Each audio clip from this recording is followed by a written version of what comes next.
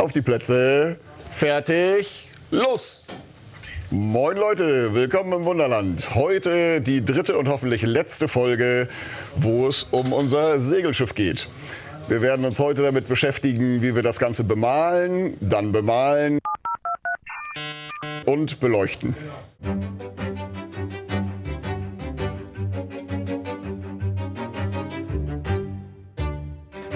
Ich habe mir alle eure Kommentare durchgelesen, wie wir das Schiff denn nun bemalen. Soll es die Black Pearl im Originalen sein oder nehmen wir ein klassisches Segelschiff? Und eure Meinung war da recht eindeutig. Die meisten von euch haben sich für ein klassisches Segelschiff entschieden. Da ist jetzt natürlich die Frage, welches nehmen wir? Da wurden sehr klassische Schiffe genannt. Die Vasa natürlich, ein wunderschönes Schiff. Und ganz ehrlich gesagt ist mir für die Vasa das Modell aber nicht prunkvoll genug. Also die Vasa würde ich, wenn dann, tatsächlich noch einmal gerne komplett bauen, aber die fällt für mich weg.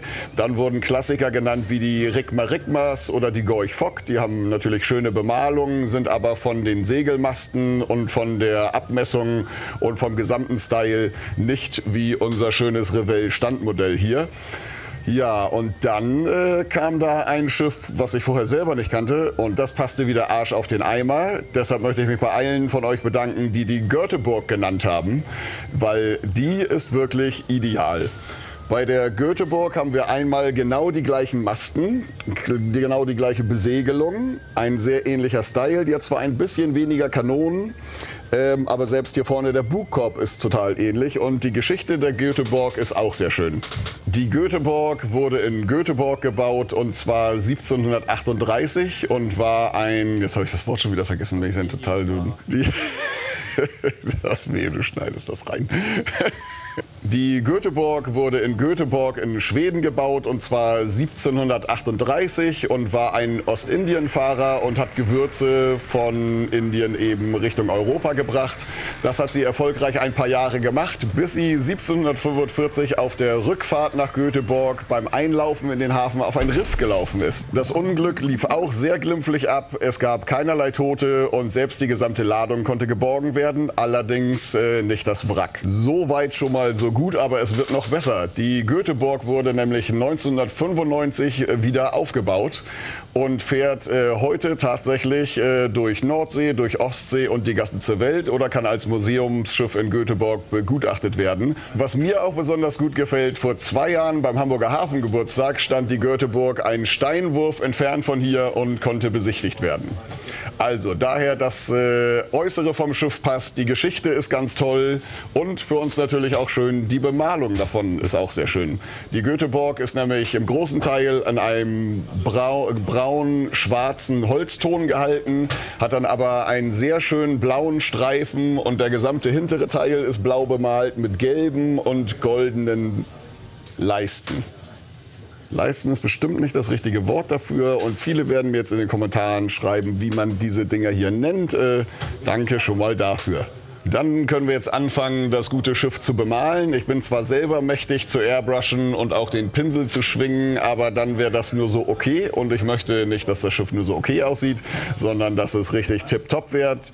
Deshalb gehen wir einmal rüber zu Lennart. Der ist wirklich eine Koryphäe im Malen und auch im Airbrushen und werden ihm einen Teil des Schiffs bringen. Hey Lennart, hey. Wir können anfangen, die Göteborg zu bemalen. Ja, alles klar. Nimm dir doch einen Teil. Ja, sehr schön. Alles klar. Das ist doch gerechte Arbeitsteilung.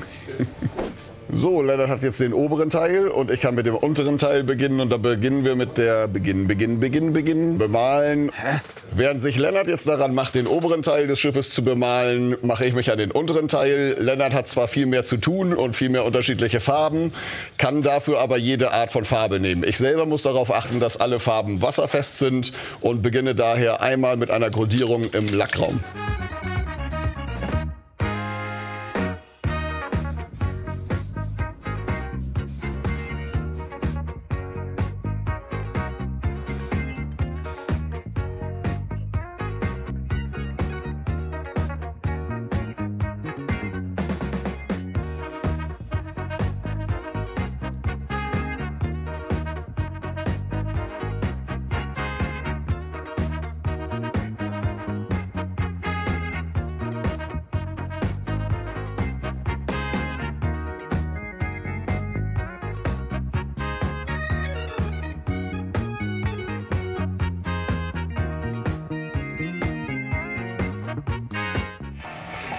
Kein Quatsch machen. Lennart hat mir jetzt den bemalten Oberteil gegeben. Ich bin fertig mit dem Bemalen des Rumpfes. Fehlt uns nur noch die Beleuchtung und dann können wir endlich Segel setzen. Bei dem Modell der Black Pearl waren 3 Lampen mit dabei. Für die Göteborg selber brauchen wir aber nur 2. Die habe ich schon vorbereitet und die bauen wir jetzt hinten am Heck an.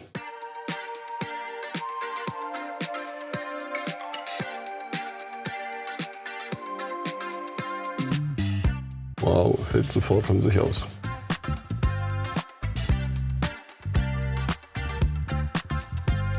Die Lampen sind dran, das Petroleum habe ich vorher schon aufgefüllt. Wir können es hier mal dunkler machen und gucken, ob die Lampen angehen. Elektronik und Hexerei. Erschreckende Parallelen. Wie macht ihr das nur? Die Segel sind jetzt schon grundiert und jetzt muss da aber ein bisschen mehr Leben rein. Die müssen ein bisschen abgenutzter aussehen, genauso wie bei dem Original. Deshalb gehe ich da jetzt noch mit mehreren Braun, Beige und Weißtönen dran.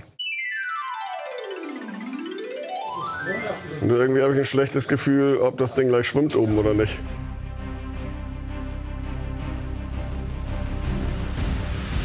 Heute möchte ich mit euch noch über etwas reden, über das wir normalerweise nie reden, nämlich Geld. Warum will ich das tun? Weil wir am Anfang ja gesagt haben, das ist ein Low-Budget-Projekt und ich einmal nachrechnen wollte, ob das noch zutreffend ist. Andererseits würde es mich natürlich sehr freuen, wenn ich mit dieser Videoreihe irgendwen von euch dazu auch animieren kann, selber mal so ein Projekt zu starten, aus einem billigen Standmodell ein schwimmfähiges Schwimmmodell zu machen. Preislich geht das los. Das Modell hat 100 € gekostet. Die Fernbedienung ist ja sehr einfach, braucht ja eigentlich nur 2 Kanäle. Da gibt es Sender und Empfänger für 40 €. Batterie habe ich jetzt einfach auch mal mit 40 € angegeben. Die Querstrahlruder, wovon wir 2 brauchen, sind bei 32 €. Zu zweit dann eben 64 €. Ein bisschen Blei für 17 €. Farben habe ich jetzt einfach 15 € mal gewählt. Ein bisschen Leuchtdioden für 5 € und noch ein bisschen Kunststoff und Kleber für 10 € und dazu noch die elektronischen Geschwindigkeitsregler, die jeweils 37 € kosten. Insgesamt hat das Schiff, was jetzt schwimmfähig ist, mit allem drum und dran, also 365 € gekostet. Arbeitsstunden schreiben wir jetzt mal nicht auf. Das kann ja jeder so viel Arbeit und Liebe reinstecken, wie er mag. Ein weiteres Mal der große Augenblick, die nächste Jungfernfahrt. Irgendwie habe ich ein Déjà-vu und muss an die letzte denken.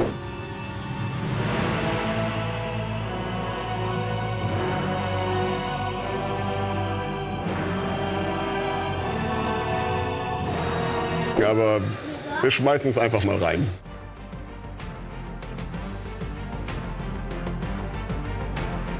Verrückt. Es schwimmt, Leute. Es schwimmt. Ist doch, wenn die Segel sind doch aufgeblasen. Sieht tatsächlich viel besser aus, als ich dachte. Ich dachte, jetzt liegt es zu tief im Wasser.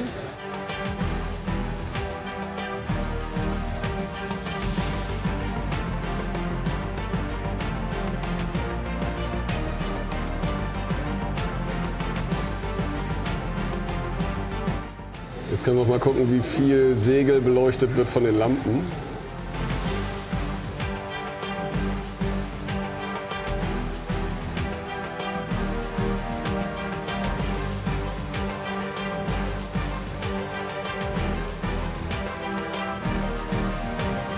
Ich bin sehr zufrieden mit der letzten Testfahrt. Die Göteborg sieht richtig gut aus, lässt sich richtig schön fahren, kippt nicht um, geht nicht unter.